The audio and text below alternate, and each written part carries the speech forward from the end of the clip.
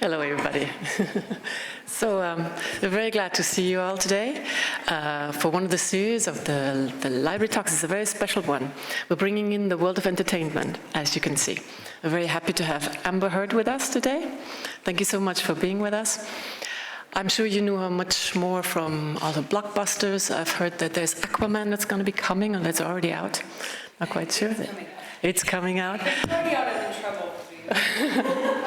There's a Justice League and any other movies that you know her of. But today we'll see a completely different picture of Amber Heard, because Amber is also an advocate for tolerance and against discrimination. She's a human rights champion with the Office of the High Commissioner for Human Rights. So we're very happy to discuss women's rights today and LGBTI rights as well. These are dear to these are issues that are dear to Amber, and they're really dear to her heart. So I'm very excited to present her, and I would like to ask Laurent Sauveur, he's Chief of External Outreach for the Office of the High Commission for Human Rights, to say a few words more about the human rights aspects. Thank you all for being here.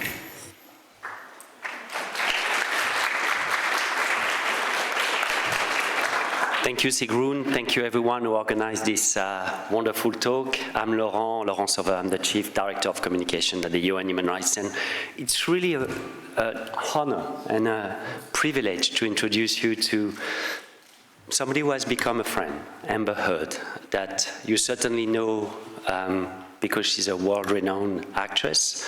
She's a global ambassador for fashion products.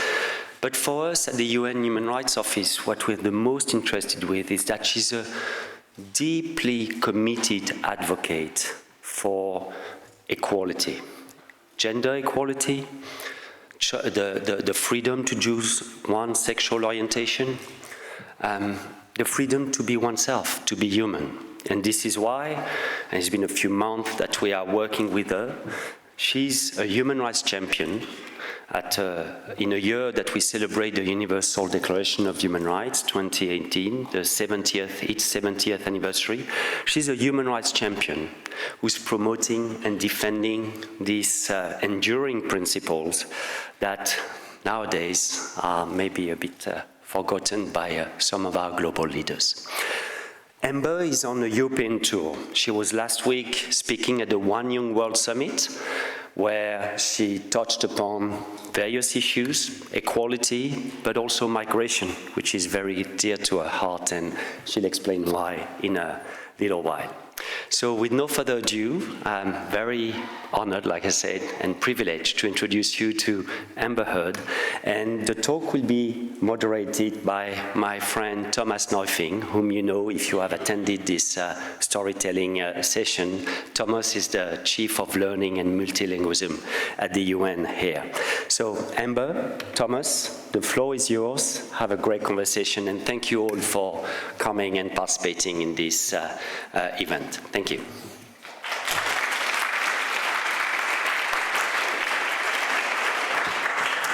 Thank you, Laurent. Welcome, everybody.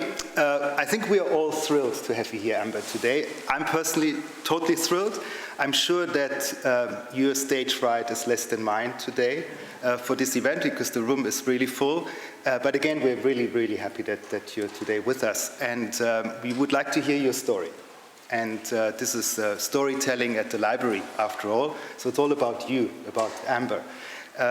First question, how did you become an activist? What inspired you? You know, I think it's funny. I'm used to telling stories. It's part of my job. Can I move this closer? Does that sound all right? I'm not normally accused of not being heard. Pun intended. So I'm a storyteller, but I feel deeply honored to be here with you guys today to tell a different kind of story, to tell my own in some ways, but to tell a story for those of whom I feel both incredibly privileged and honored and inspired to tell the stories of.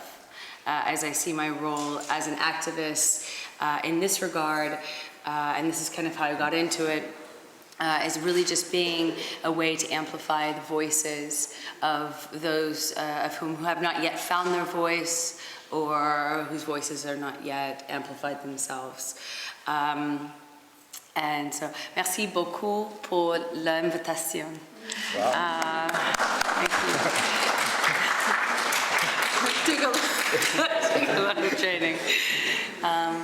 Well, I guess if I was speaking about how I got started in activism, I think it's not a moment when you become an activist. I think many in this room could relate or understand what I mean by that.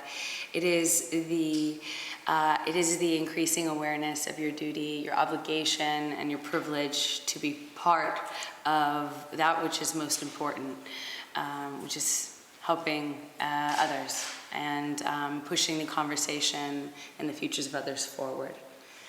When I was a little girl, I grew up in Texas near the US-Mexican border. I'm the daughter of a construction worker who worked alongside mostly Latino migrants. And these people were they lived in my home. I considered them my friends, my family. And we would often, as my dad accrued more and more godchildren who resided on the other side of the border, having made these connections, we would take trips back and forth the border often. And it was specifically upon the return trip, that I started to be left with the unforgettable and indelible impression that's left on my soul, that which we can all relate to from our earliest age. I think children, which is that of injustice, something unfairness, which is something I think even children, especially children, pick up on. And that struck me particularly on those return trips, when I was sitting in the backseat, relative comfort of the backseat of my dad's pickup truck, and leaving my friends and family on the other side that could not cross, those that had already been deported or could not yet get across, and traveling in both directions freely to a very different world, based on nothing more than the simple geography, the accidental geography of my birth. That I, born just a few miles north, speaking in the same accent and feeling very much a part of the same socioeconomic status, north of the border, I thought, simply due to where I was born a few miles north of this line, that I had the freedom to travel back and forth as I saw fit, and have a chance at this life that so many, hundreds, thousands, and thousands risk undertaking in order for a mere shot at an opportunity to have that which I was just awarded due to this accidental luck of my birth on the other side. And I think that was when it first started to pick up on the sensation that really never leaves you and allows you a model to which you can impart on other aspects of your life. So I started doing work, once I moved to Los Angeles, I started working in the children's hospitals and trying to just do my part in giving back to assuage that gnawing sense of needing to do more, knowing there was more to do. And it led me to work with Amnesty International, where I participated in research missions to the border. And starting in 2009, I had the privilege to go and see every step of the way an already growing crisis that was happening around the border as a cartel and other criminal systems were taking over that area. And I had a chance to participate in these missions and see everything from the deportation trials to the safe houses, to the underground networks, to the border crossings, to the depot centers on both the north and south side of the border. And it was on these missions that I became a sort of de facto translator, having been raised speaking with a certain accent that is applicable and relatable to a lot of the people who are most vulnerable to this migration process, or some of the worst parts of it. And I started collecting their stories because they felt more comfortable speaking to me. And it was on these trips, I would speak to mostly women who would otherwise not be as forthcoming with say one of my male counterparts, another white man in an official-looking suit might be less, desirable to speak to about your experiences, especially if you're wearing the physical and emotional manifestations of abuse that women typically disproportionately suffer at the hands of every stage of this broken process, this broken system we have in the United States. And I would ask them, after hearing their stories, this question that is this, it's in futility, but that's irresistible for a human to ask, which is, what do you need? And without fail, the vast majority of responses I received from people, these women, was not justice or retribution or help or financial or immigration help or connections. It was baby formula. And whether they were themselves unable to produce nutrients for their baby due to the conditions that they were living in, that made them incapable of producing nutrients for their offspring naturally, or they were traveling with one of their sisters or their friends or someone they cared about. It was that deeply human, undeniably selfless human impulse to help one another as a part of a bigger community than just one. It struck me, this is something that has carried forward in my work later with organizations that provide medical aid or research to refugee camps in the Middle East. My most recent one was TheLibrary, the largest Syrian refugee camp in the Middle East. And I had the same experience amplified yet again when I would go into the hospitals and spend time with children or people who were living in some of the world's most appalling conditions, in the most disparaging situations, and looking at them having survived indescribable odds. Thank me, look me in the eyes and thank me for the hug I gave them, the time I gave them, or for any possible potential offering of hope that my presence somehow inexplicably could have offered them. It was somewhere in between the smile of this little girl named Liam, who was dying, just waiting to die, based on the fact that in Syrian refugee camp, their allowance did not afford her or her family the amount that she needed to provide for her these monthly treatments required in order to stay alive with this condition. It was somewhere in between, as she smiled at me through yellow teeth, yellow eyes, and yellow skin, and she's thanking me for my time, and with hope and brightness and optimism and beauty. It was in moments when she thanked me for the weird face that I gave her dad when he walked in, which was the face that he, being her dad, thought maybe my presence and the presence of the organization with whom I was traveling could potentially somehow offer some help. Even if it was in the alleviation of the symptoms. And it was a space between that smile and the eyes of her father that I was reminded of those conversations I had with those countless women who asked me for baby formula. That this is not about, this isn't about the migrant. This isn't about the border or the policies that drive people from their homes in record numbers, which is what we're facing today. It's not about the inspiration you give women to leave dangerous situations or to speak out against people more powerful than them in order to make a better life for themselves or their daughters potentially. It's about the fact that we're all human and we're all fighting for the same thing that little girl Liam was fighting for.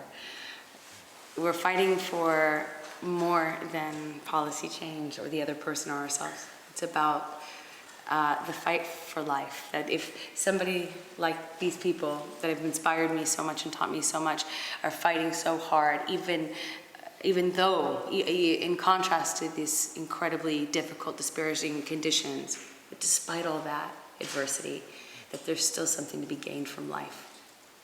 And humanity, that's humanity to me. Thank you for sharing that. And also, I actually wanted to ask you that question, whether there was an encounter meeting somebody on your missions or your advocacy trips that touched you and profoundly changed. I think you just mentioned that encounter with this girl from this trip that you returned to recently. Now you're a human rights champion with the UN Human Rights Office. That's also one of the reasons why you're here. Why the Human Rights Office? Why the Universal Declaration of Human Rights? You know, why are they important? Well, I couldn't find a better organization that encapsulated and encompassed principles and ideas more aligned with my core values. Like I mentioned before, don't see these issues or the humans they affect as isolated causes or isolated problems. We only become increasingly aware of our interconnected global community, that we are members of said interconnected global community, and as access to technology only increases, our access to information, to engagement, to resources, it also increases our responsibility and awareness of the world, increasing demand for action. And I just see myself as a part of that, and finding an organization like the Office of the High Commission for UN Human Rights. I find that, you know, serving as their framework is this incredible text written 70 years ago. I think it's the 70th anniversary this year. The Universal Declaration of Human Rights is a beautiful document because it codifies that which we all fundamentally know to be true, and accept that we as humans are all born with inalienable rights, dignity, that we all deserve dignity as human beings under the law, that protects our basic freedoms, no matter what our gender, our race, our nationality, orientation, religion. That we are all humans, we're all human beings, and we deserve the same rights. So, I'll just say UDHR, the Universal Declaration of Human Rights. We love acronyms here at the UN. Welcome. Yes, I understand why you do. We love acronyms. But UDHR, to me, in its simplicity and its elegance, simplifies and codifies the basic elements of what we as a society, as a global community, need to strive to adopt and incorporate and fight for. UNHR as an organization fights to defend and protect the principles as they are laid out in the UDHR. So I couldn't find a better organization more in alignment with my values and what I do with my life. Yes. And it's really at the core of the UN. We all recognize that when we talk about the Universal Declaration of Human Rights, we have to also talk about Eleanor Roosevelt. My hero. What is she for you? I mean, is she a heroine? Is she a role model? Is she a women's rights fighter? Is she a human rights pioneer? What is Eleanor Roosevelt for you? Or are there other men or women that have deeply inspired you? No one else. I'm joking. I remember learning about Eleanor Roosevelt when I was in school, and I just loved that she did so much for, she ascended to and accomplished such tremendous heights in both her professional and personal life, despite the age. Her progressive ideals that she fought for throughout her life were those that protected and defended the rights of all people, no matter their gender, their race, or their socioeconomic status. And I deeply appreciated that she did that as a woman in that time. She also was the chair of the commission that authored the UDHR. And I guess that, in combination with my personal respect for her history and what she stood for and her long-standing defense of human rights and women's rights and human rights, made her a personal champion of mine.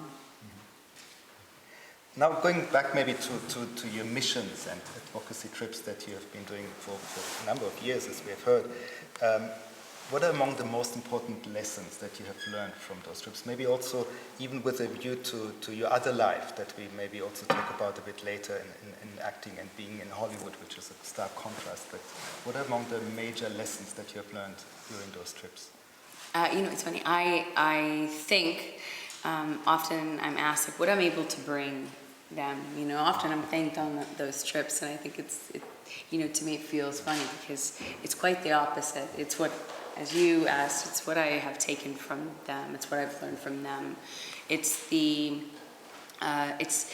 fight for life, the undeniable, universal strife for not just survival, but for joy in that survival.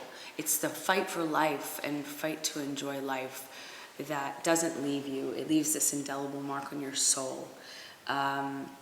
It's in the people I have met on the ground who have turned incredibly heartbreaking, disparaging, or difficult situations, and they have used that as energy and fuel, as passion, and turned that into action. And they have done with that energy that which makes the world slightly better for even just one person, which we all know never stops there.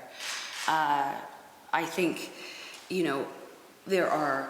I'm seeing this more and more where I want to point to a leader or a person, a public figure, or an activist even, and that is important too, but more and more, especially these days, I'm seeing examples of those heroes, of the women and people I'm looking up to that are changing the world, are increasingly not members of powerful parties, nor governments, nor outdated institutions, and the people that run them. It's increasingly in the hands of the citizen journalists, the citizen activists. It's increasingly in the hands of the people in this room and the people on the street. I've noticed this change increase dramatically in the last few years as we have transferred the microphone of power into the palm of our hands through social media and through the media itself. And in taking that power back, have they themselves become the agents of change, the leaders of change. I see this in examples more and more where you've asked about heroes or examples or role models. Increasingly have become less recognizable just by their name, but have done tremendous things to change the world without having a celebrity status or a political position of power or anything else, without having a social or socioeconomic wealth. It has been increasingly that woman who is a survivor of, say, sexual assault or racial discrimination or any other form of injustice aimed at groups that have a long-standing history of being the targets of this discrimination, and they have themselves done with that what could change the world to make it better. Amanda Wynn, for example, is a young woman I met recently. I sought her out. She's an incredibly powerful survivor who took an incredibly difficult situation, took that adversity, and decided that she was going to change the laws that allowed the system that supported not just the injustice for her as a survivor, but also that protected the people that were the abusers, the violators, and the ones that stood to gain for them not being held accountable. And she decided to change the law that protected them, and then after that another law, and then another law, and before you knew it, she was just like that woman I met in on the border of Syria and Jordan, who had turned her house after taking 2 orphan Syrian refugee kids in.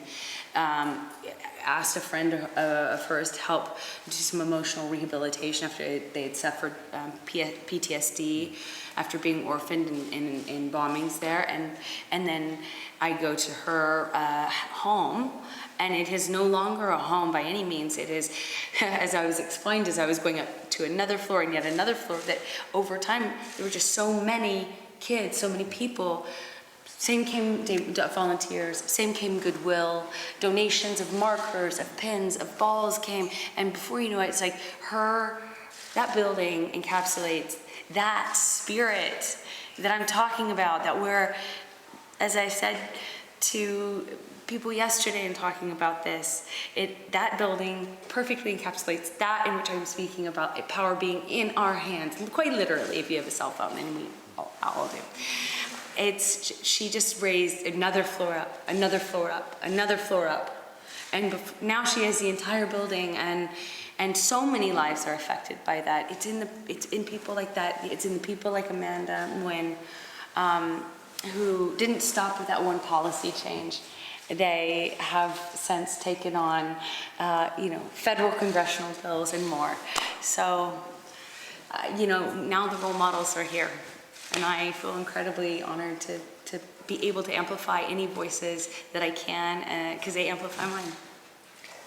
Amber, you're also a migrant. You're a migrant between now this role here as an activist, and you're also in the fashion industry. You're a world-renowned actress. How do you navigate between those different worlds? And they couldn't be more different than they are. What's your coping mechanism, to adjust to these different worlds? It'd be very interesting. There are no two worlds. I always like to say there's just no such thing, where it's just one big world, like it or not. And Hollywood has its own problems. It is very different in some ways, but strangely, Hollywood suffers from the same injustices, prejudices, and inherent flaws in the system that affect and permeate into all aspects of society and all businesses, whether it be found in gender parity, identification, representation, pay equality, inclusion, diversity. Hollywood's problems are the same. It suffers the same problems we as a society suffer under the weight of.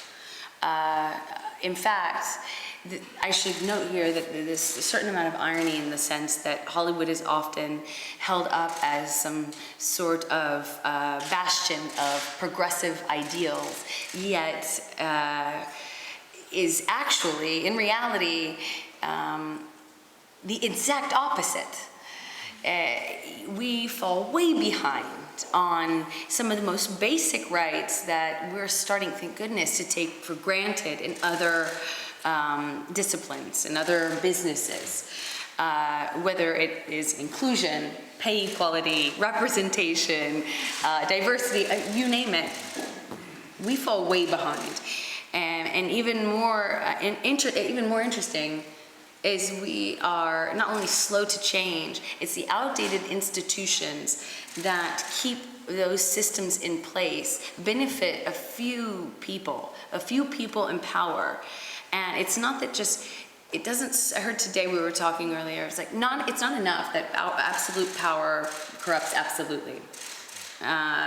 It's the fear of losing that place of power that makes it worse. And that's what we see a lot in Hollywood. There are a lot of institutions and people desperately afraid of losing grip on that monopoly of power that they've had in controlling the narrative. And let's face it, in my business, it's an incredibly powerful medium. I wish today everyone read books like they saw TV shows and movies, sure. But let's face it, it's a ubiquitous, universal medium of translating and echoing our own society. So in many ways, Hollywood as an institution and people that act in it or as a part of it have an increased responsibility to change that representation and to change the narrative because we have an increased reach, because we have an increased power. And that's part of why I'm here with you guys today, and part of why I feel so motivated to participate in these kinds of conversations and be part of this sea of change, is because I feel incredibly lucky and blessed to have a position where I have a platform and my voice is heard. But with that awareness and with that gift comes an increased awareness of my responsibility to use it for good and amplify the voices of those who seek to change the world for better. Hollywood has that same responsibility, and we all need to be pushing for that change because that's the representation of our society. And it's the quickest way to deliver information onto us and affect changes in attitude. Changes in attitude will affect changes in policy. We can make laws all we want, but unless attitudes change, unless the conversations that produce attitude changes happen, then policy won't change or people won't care about the policy. It's about supply and demand. We have to change how the demand is articulated. Interesting that you say that it's only one universe, and also here the UN, we have contradictions as well. And our Director General, he launched a No to Sexism campaign here as well in the House. It's also, contradictions that we all have to work on as well.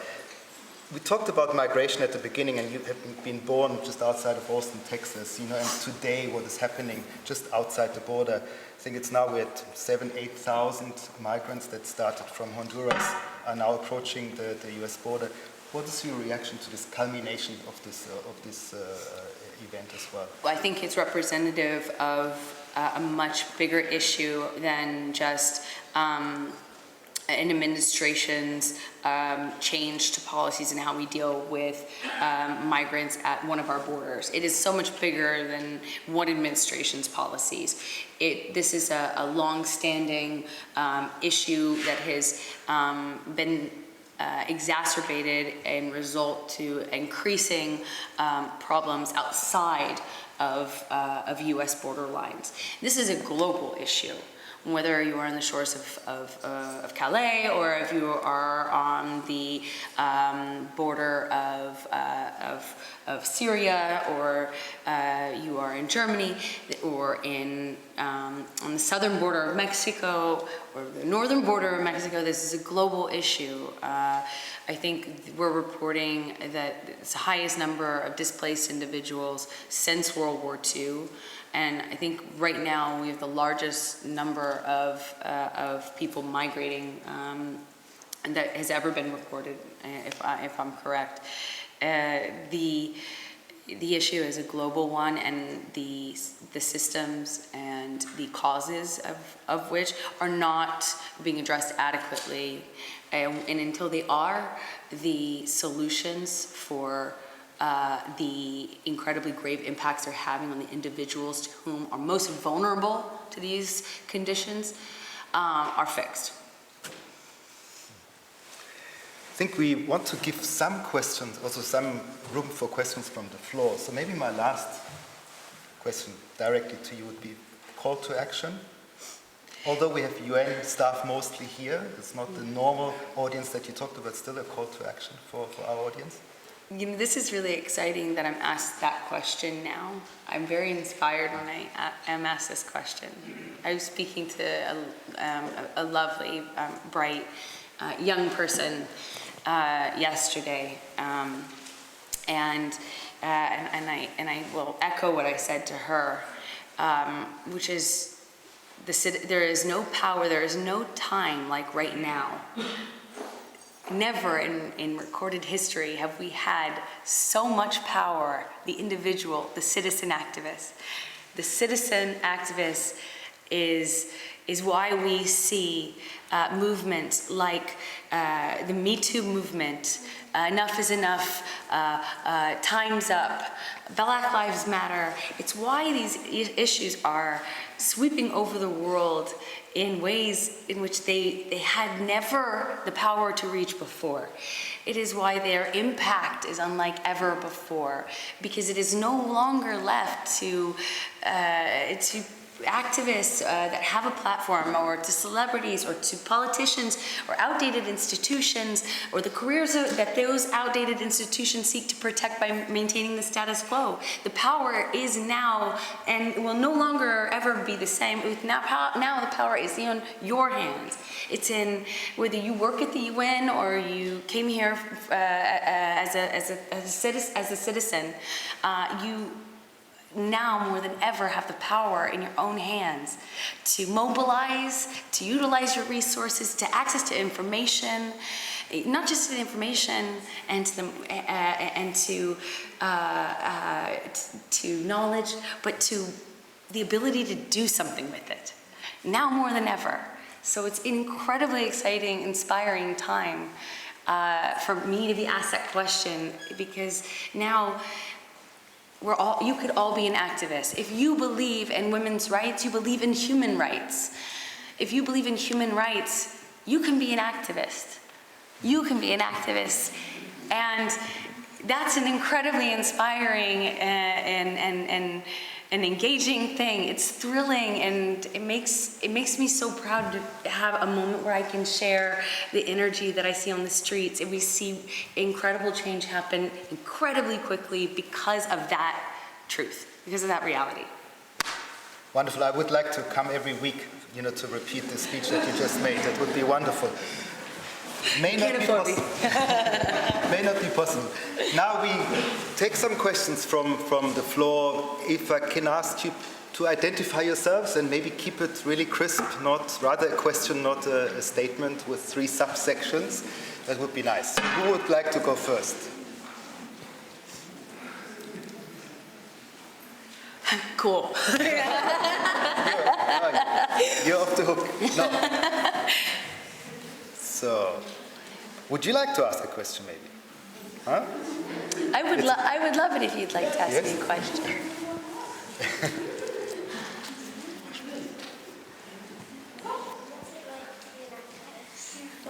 What's it like to be an activist?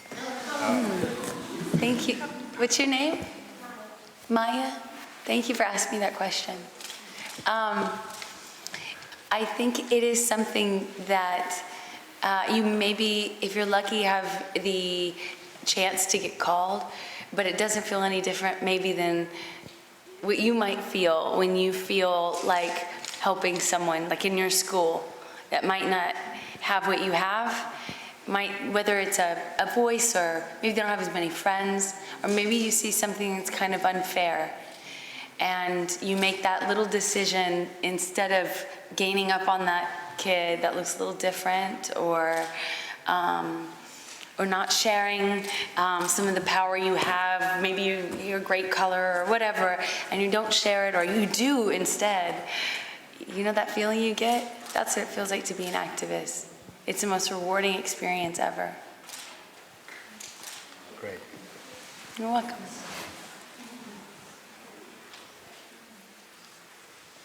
Can't let Maya be the only one to take a hit, guys. Yes, please. Microphone is on its way. Thank you. My name is Paulina, and I work for the UN Human Rights Office. Hi. Thank you so much for coming here. It's lovely to see a young woman, a millennial, kind of taking on this role. Thank you for calling me. No, but it's, I do like that. No, but it's nice. I mean, we have our office is increasingly young. I work with our big. We have a big presence in Ukraine, which is lots of really young, really motivated national staff who are there, who are fighting for human rights in their country, and it's the same way around the world, as you know. So it's so thank you for coming and using your voice. My question is about how you a little bit in navigating these two different worlds. How do you think about the stories that you tell through your films? Do you think about how you can participate in projects, using the platforms that you have to tell the kind of stories and to tell the kind of experiences that you have seen through your activism? Because I think that it's always really nice to see those stories, being told with such a wide audience. Through the medium of film or TV or et cetera. So it'd be really just interesting to hear your thoughts on that. And thanks again. Thank you for your question. It's two-part. One, as I mentioned to before, or I alluded to before. On one hand, it is about changing it is about, first of all, using the gifts and the burden that I am inherently endowed with by the very nature of my public presence and the platform I have. My amplified voice gives me amplified responsibility to do the best with that, to do with that which is right and which can help others. And I'm very lucky to have that. It's because I have that I'm able to perhaps provide an amplified voice for those who don't have that. The other part of that, the other part of your question, I would answer in my increased awareness thanks to the groundswell of activism and the change that activism on the ground has produced, that has given me back the power to be able to demand for myself and within my own industry, as I mentioned, one of the most backwards and most, the industry with most to catch up on in many ways, to challenge that and my place in it based on the principles and ideals that are being pushed forward and spearheaded by people like you, the people that show up at the demonstrations, people show up at the polls, the people that are demanding that the world and the world's leaders change things for the better. That is exactly motivating me to go back and not only carry the conversation on and amplify it, but also in my own world, say and push for, for instance, working on projects that have a 50-50 quota for male and female crews. Same with advertising world, because I work a little bit in that world as doing various beauty, as a beauty ambassador for various brands, for L'Oreal in particular. And in my place with them, it allows me to come to them and request that my projects and my involvement in various projects with them include not only 50-50 representation in the crews in production, but also in the opportunity for female directors to have their pitches be heard in equal, if not more, measurement to account for the dearth of representation and inclusion up until now. This is in an industry where women are represented 30% of the time, even though we make up over half the population, over half the ticket purchasing decisions, and over half the ticket going population. And yet we speak or named, we're in speaking roles or named roles 30% of the time. And that is not even taking into consideration the content of what we are saying. So it challenges me to do things like challenge for more inclusion, challenge my employers for pay transparency. I've been fighting for not just gender parity in representation roles, but also in pay equality. and fighting to have transparency, which is what I'm going to do moving forward on my projects in partnership with my male co-stars, is him and I together, men are paid shockingly more than women, no matter what, in this industry. And so from now on, I'm going to ask that my studio be held accountable by engaging my co-stars who also want to see a more fair, equitable society, and who have nothing to benefit but from having a more equitable society, that they also advocate on behalf of transparency. And then hopefully there will be, and there will be, we just got to keep fighting for it, pay equality. Same with directors providing content, writers providing content. If we start changing the percentage of personalities, of people that have for all of time provided the lens by which we see our world projected through media, through entertainment, if we start challenging the disproportionate amount of times that responsibility is befallen on men specifically, and we start challenging these systems to say, well, what about if we look at this through the female gaze? If we're used to seeing our stories told 94% of the time through the male gaze, no wonder we feel underrepresented or misrepresented. And so your question, I'd say, would be answered in those two ways. It's been inspiring for me to take that conversation into my real life, my professional life, and start engaging and demanding for more equality on my side as well, behind the scenes. Okay. One last. Lady over there? Yes, please. Microphone's coming. Hello. I actually had two questions. So the first one is, what's your most remarkable memory working as an activist? And the second one is, do you think you would have become an activist if you weren't an actress? Okay, it was a good question, the second one. I was not so happy since it was two, but I think it was a very good question. The second one is... So the second one was, what do I think I would have done if I wasn't an activist? Or would I have been an activist? If you hadn't been an activist. Yes, I would have absolutely, there's no part of me that couldn't be an activist. You know, and when I was a little girl, I was always accused of having a loud mouth, and as my mom recently commented, all I'd need to be told is I couldn't do it.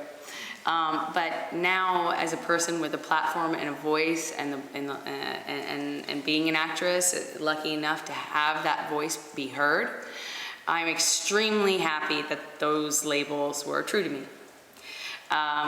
You know, I didn't have NSYNC posters on my wall. I had Rosie the River on my wall. But being an actress gives me more power to hopefully do that and be more effective in doing that. And the first question was, I'm sorry. The most remarkable memory as an activist. You know, I think there have been so many, but you know, recently I was able to walk hand in hand with survivors from many different states in the United States.